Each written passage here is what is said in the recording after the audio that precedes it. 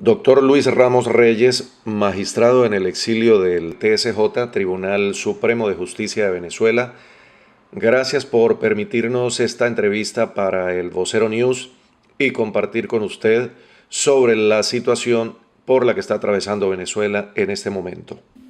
Bueno, el gran placer es mío y a toda tu audiencia, toda la audiencia de los Estados Unidos que están viendo este programa y que les puedo decir, que vean el ejemplo de los venezolanos, no rendirnos, salir adelante, que con la ayuda de Dios, primeramente, y con la ayuda de todos ustedes, vamos a alcanzar la libertad.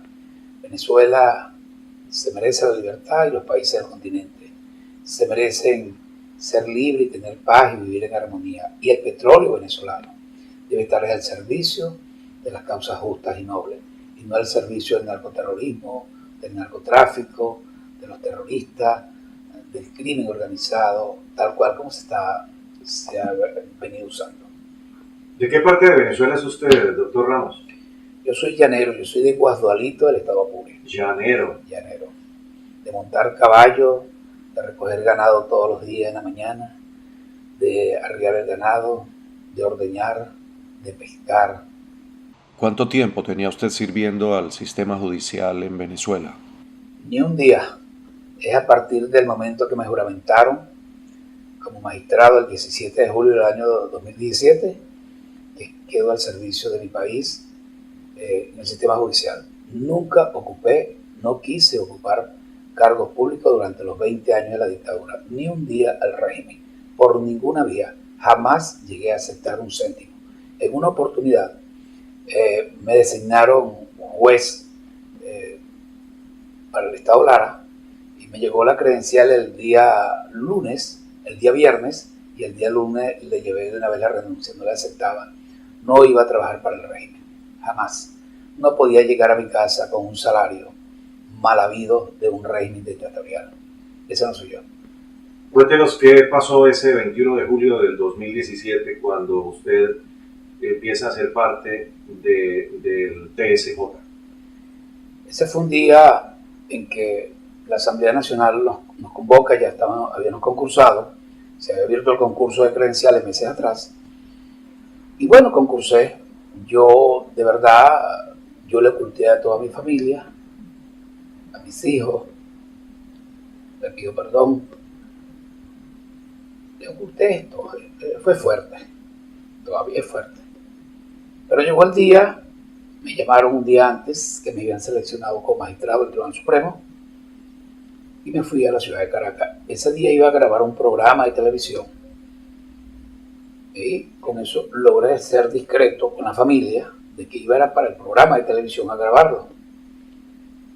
Y faltando ya 5 minutos, 10 minutos para la juramentación, llamé a mis hijos y les dije que se guardaran.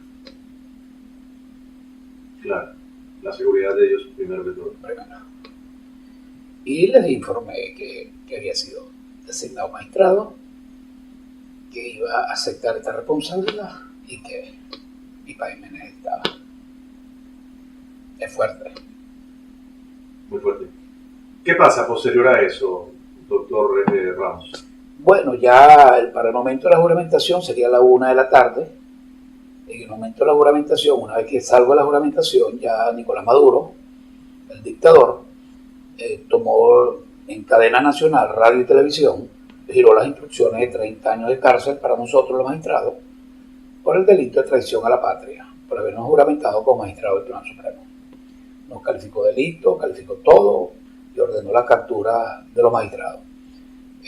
Detuvieron a 3 magistrados, uno de ellos lo mandaron 30 días, 45 días, el doctor Serpa, en los calabozos del SEBIN, en un sanitario, y otros 2 magistrados los hicieron firmar bajo amenaza de muerte, evidentemente la renunciaron, y por supuesto yo regresé al estado Lara, ya camuflajeado, a esconderme.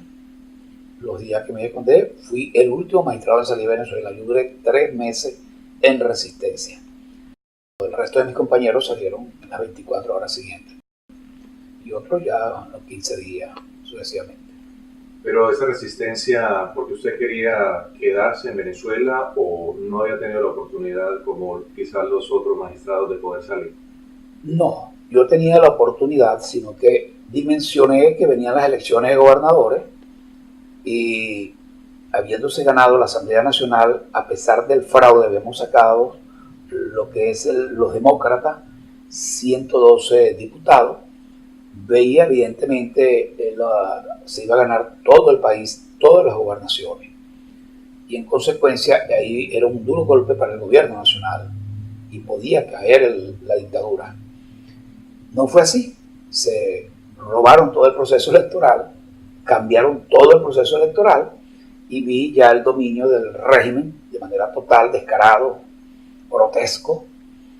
Encarcelaron al alcalde Alfredo Ramos, quien yo era el abogado del gabinete jurídico de la ciudad de Barquisimeto.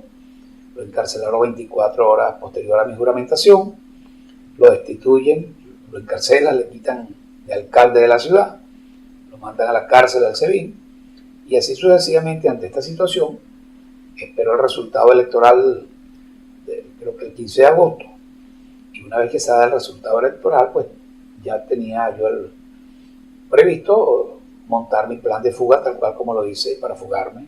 Me fugué por la frontera, por Cúcuta, por el río, con ayuda, evidentemente, de unas amistades y unos colombianos que conocen la zona y que por casualidad la persona que me ayudó, que me pasó a Colombia para Cúcuta y me atendió en Cúcuta y me llevó a la Cancillería a los efectos del pasaporte y resolver el sellado y todas estas cosas, murió exactamente al año que me pasó.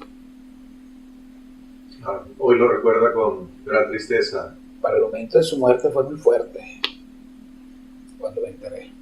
Y es obvio que al llegar a la libertad de Venezuela, tenga la seguridad que voy a Cúcuta, ya mandé donde él está, todas las cosas, para ir a visitar.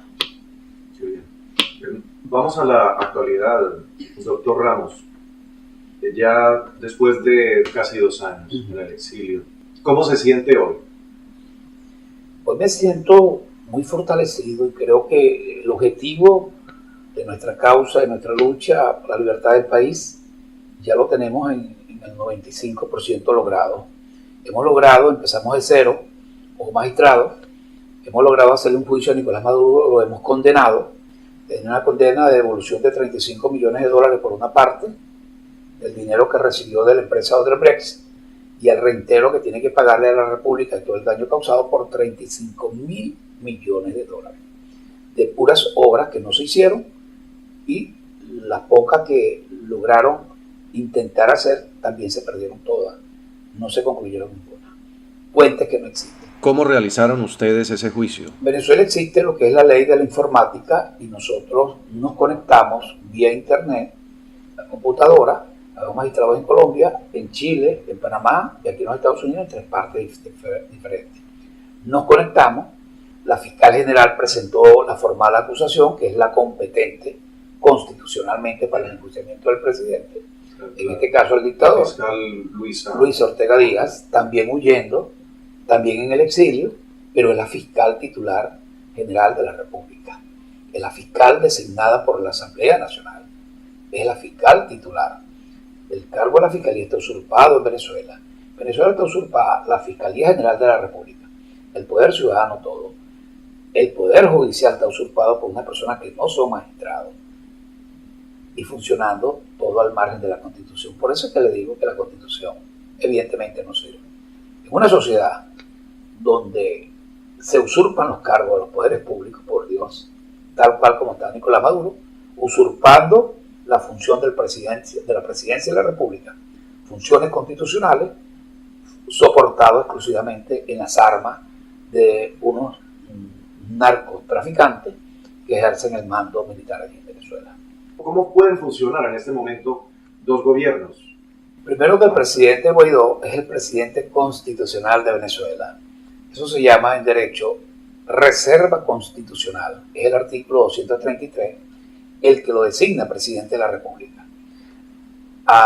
Una vez que fueron anulados los procesos electorales, desconocidos por la comunidad internacional, en un proceso fraudulento, convocado por una asamblea constituyente que no es legal, que no fue convocada de conformidad con la Constitución, que es espuria, evidentemente el proceso está totalmente viciado de nulidad, es de nulidad absoluta por mandato expreso de la Constitución.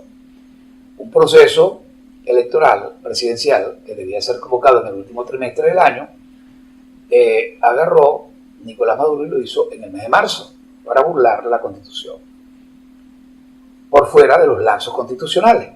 Se declara nulo. Una vez que se declara nulo, también se vence lo que es el lapso constitucional que se venció el 10 de enero de este año.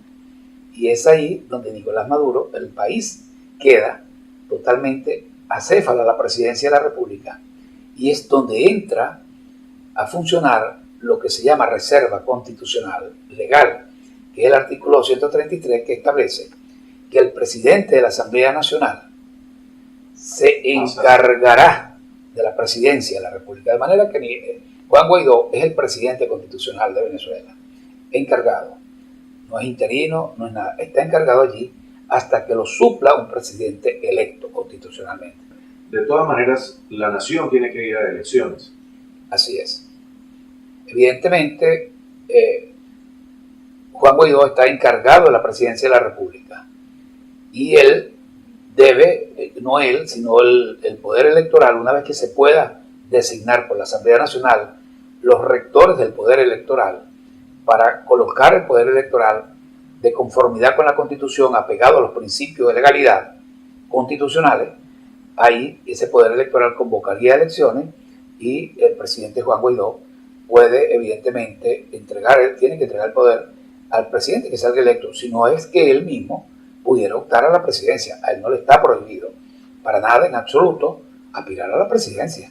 Nosotros no podemos ir al país porque por orden de Nicolás Maduro tenemos 30 años de cárcel.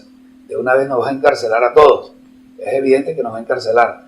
No tenemos medidas todavía declaradas de protección de ningún organismo internacional. Nosotros vamos a regresar al país una vez que las Fuerzas Armadas se subordinen al presidente constitucional y, por supuesto, tomen el Palacio de Justicia, nos resguarden la seguridad de la vida. Nosotros tenemos que regresar de inmediato porque somos los que vamos a llevar los procesos judiciales de lo que es el rescate, el restablecimiento de la justicia en Venezuela que nos corresponde a nosotros llevar. Eso es una incertidumbre por lo siguiente. Primero, no confundir, en Venezuela no hay un Estado político de derecho. Venezuela es un Estado forajido, al margen de la Constitución y las leyes, se viola todo principio de legalidad. Venezuela está en manos del narcotráfico y del terrorismo. En consecuencia, predecir las condiciones, la eventualidad de unas condiciones de unos narcotraficantes, unos terroristas, es muy difícil, muy difícil.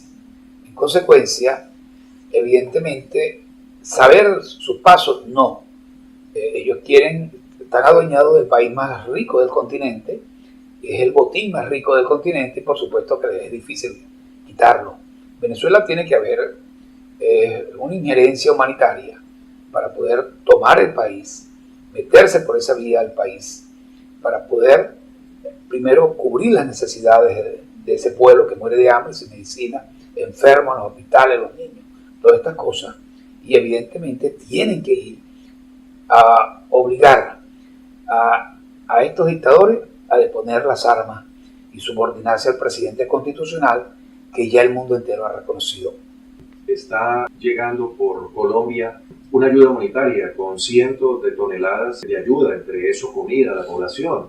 Pero esta mañana, por ejemplo, decía que la frontera estaba cerrada. Estaban tratando de ubicar por dónde iba a poder accesar esa ayuda humanitaria.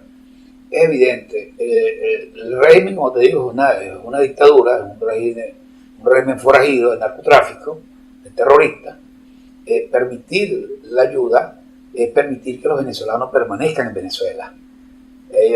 Al régimen le interesa es que los venezolanos salgan, se vayan, desalojen, para ellos quedarse reinando en un país de forajido.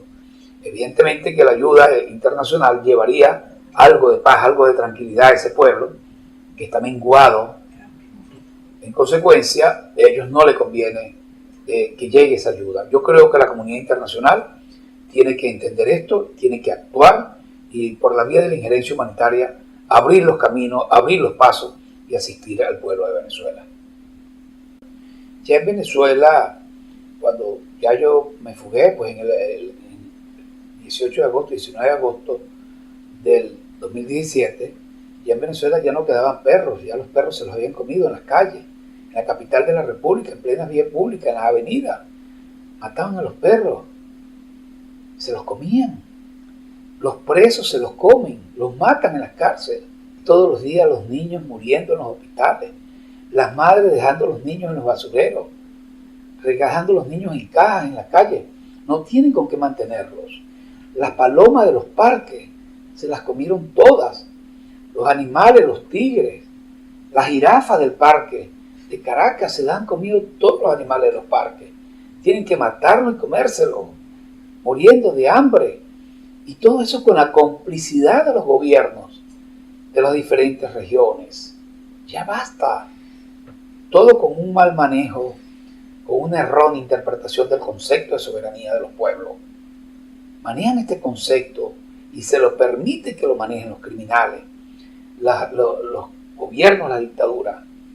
Este concepto tiene que ser modificado. El concepto de soberanía de un pueblo tiene que ser modificado para que un pueblo sea soberano. Tiene que escoger su gobernante en libertad. Mientras un pueblo no tenga libertad de escoger su gobernante, ese pueblo no puede ser soberano. Eso es mentira. ¿Qué hace las Naciones Unidas? ¿A quién protege? ¿Cuándo protege? ¿Para qué va las Naciones Unidas? ¿A recoger los cadáveres? No. Dígame a dónde las Naciones Unidas evita la muerte de los seres humanos. En ninguna parte. No tiene que cambiar. La OEA, todos estos países que han estado, fueron cómplices, pagados, sobornados con el petróleo venezolano para estar al servicio del narcoterrorismo. En Venezuela al servicio de una dictadura. Eso da vergüenza. Luis Almagro es un hombre que ha logrado rescatar la imagen de la OEA. Pero eso da vergüenza. Cuestionada, bien cuestionada. ¿Para qué ha servido la OEA? Por favor, para defender a la crueldad de estos regímenes aquí en el continente. Eso da vergüenza. ¿Quién va a pagar por esos crímenes? Yo creo que Venezuela está documentada de una o de otra manera y tiene que haber allí no puede haber impunidad. La sociedad Venezuela tiene que rescatarse, se va a rescatar. Venezuela tiene que hacer un capítulo de su historia contemporánea para la educación, la formación de los niños y para la justicia. Allí tiene que haber esa recapitulación de los 20 años de terrorismo, de muertes, de asesinatos, de manera directa. Casos como el concejal que mataron y después tiraron el cadáver por una ventana.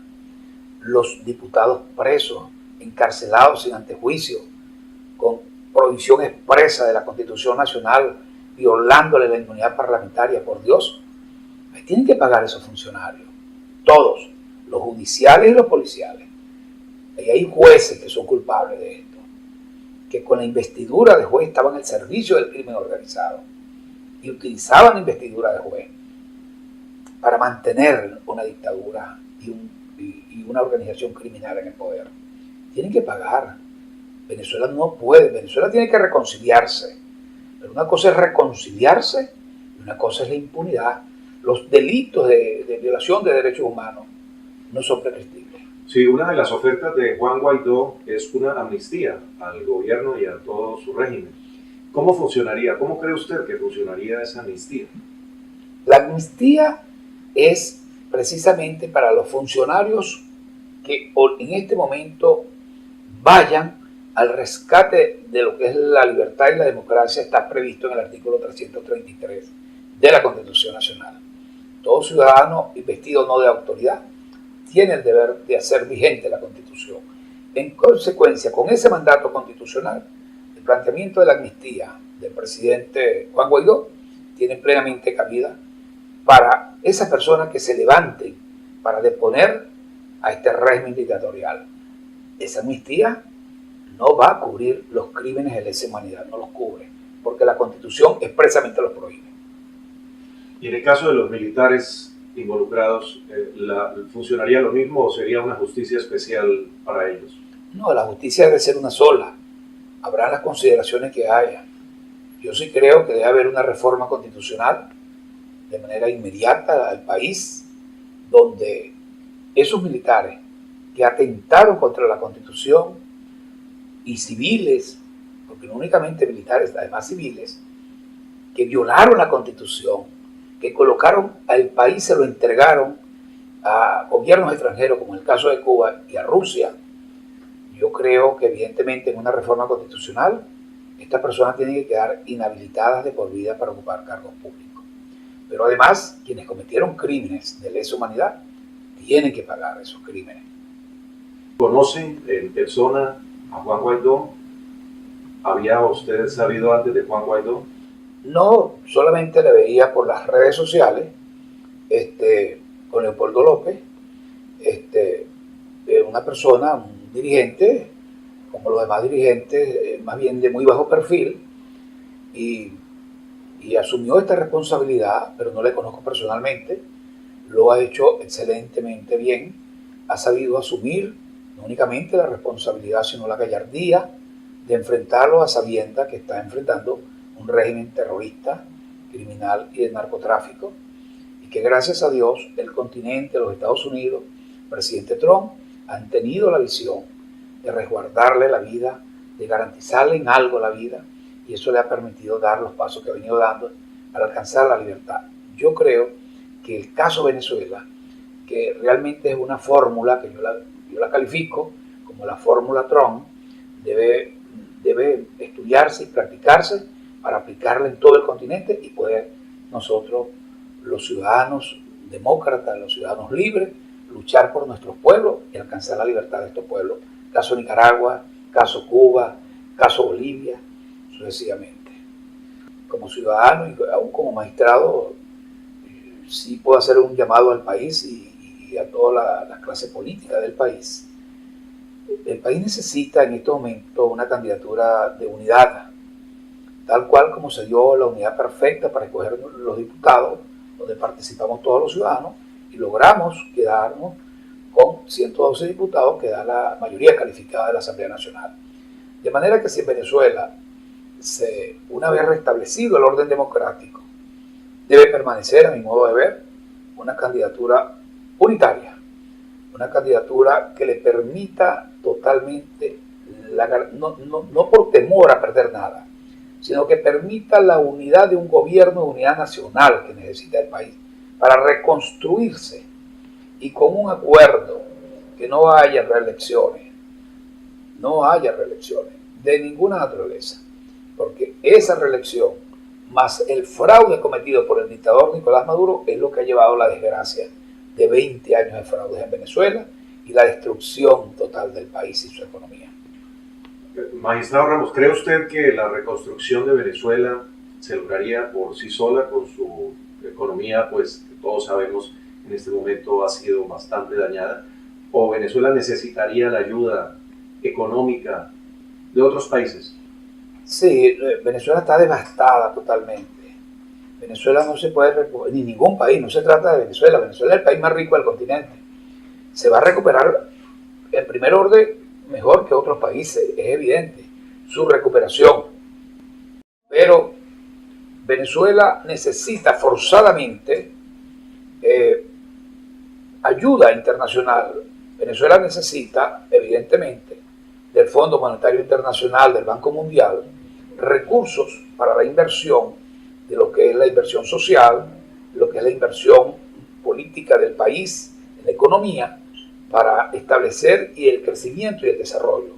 De manera que Venezuela en los primeros pasos tiene que contar con apoyo financiero y reconstruirlo. Es la forma de poder reconstruir el país de manera lo más rápido posible, en el alcance de unos 6 meses a un año. Magistrado, usted es un hombre recio, de llano y joropo.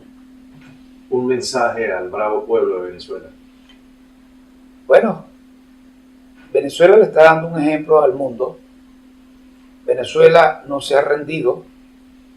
Venezuela se va a convertir nuevamente en libertadora de su propia libertad. Después de haber libertado a los venezolanos 5 naciones, Venezuela ahora viene a reconquistar su libertad. Mi mensaje al pueblo de Venezuela es que todos los venezolanos que estamos fuera, que tenemos persecución política, órdenes de captura, que estamos exiliados de una o de otra manera, estos venezolanos estamos trabajando, estamos unidos, que no les hemos abandonado, que trabajamos día y noche por ustedes y que muy pronto nos vamos a abrazar todos en Venezuela, que todos vamos a compartir en libertad y luego vamos por la libertad de los demás pueblos que han sido sometidos con el petróleo venezolano, que nos avergonzamos. Ha sido utilizado nuestra riqueza natural, como es el petróleo, para sobornar gobiernos, sobornar pueblos, y eso se va a acabar. Tenemos que darle un ejemplo al mundo y un ejemplo a los venezolanos para recuperar lo que somos nosotros, la esencia de nosotros. Como dices tú, trabajo. Ya no es el mantenido, aquel sobornado que vive de las dádivas del gobierno. Todo se acaba en Venezuela. Eso tiene que acabarse en Venezuela. Venezuela lo que tiene que garantizar el Estado es la justicia, el derecho, la economía, la participación, la igualdad a la sociedad. Pero los hombres deben trabajar. Los venezolanos tienen todos que tener las mismas oportunidades de su desarrollo propio, para generar su propia riqueza, para que el hombre y la mujer de familia puedan criar la familia, a sus hijos, en bienestar y puedan crecer y ser ejemplos de la sociedad en el mundo.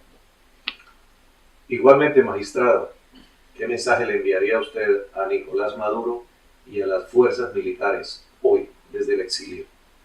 A Nicolás Maduro no me queda más que decirle que llegó su fin, que entienda que son muchos los muertos que tiene encima, que se vaya, que le ahorre al país más sangre. Es demasiada la sangre que ha dejado en las calles venezolanas. Son niños muertos, asesinados. Ahí está el caso de Neomar Lander, 17 años de edad. Nació en la dictadura y murió y lo mató la dictadura, luchando en las calles, derramadas las calles de Venezuela, manchadas de sangre por todas partes. En el más mínimo rincón de Venezuela, en todas partes, hay una familia afectada producto de esta narcodictadura. Que se vaya, que se vaya. Ya después nos encargaremos nosotros de la justicia y que salga, que le ahorre tanta sangre al país. A los militares le digo que se apeguen al principio de legalidad y de la constitucionalidad, que honren una vez en su vida, que la honren su juramento, que si no le da vergüenza con su familia, si no le da vergüenza con sus mujeres y con sus hijos, que tienen sus hijos fuera en el exterior, porque no los pueden tener en Venezuela, que no le da vergüenza con sus padres, los que los tienen muertos, que honren a sus padres, que aún muertos tienen que sentir vergüenza de sus hijos, y a los que los tienen vivos, que si no les da vergüenza con sus padres, que los tienen vivos y los ven como unos vulgares cobardes. A esos militares les invito que se apeguen a la Constitución, que se apeguen a los principios de legalidad y que realmente traten de rescatar su moral. El país es más grande.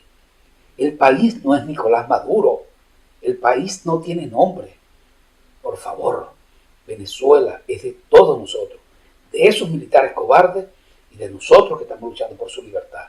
Yo invito a esos militares cobardes que se vengan para esta causa de rescatar la libertad de mi pueblo.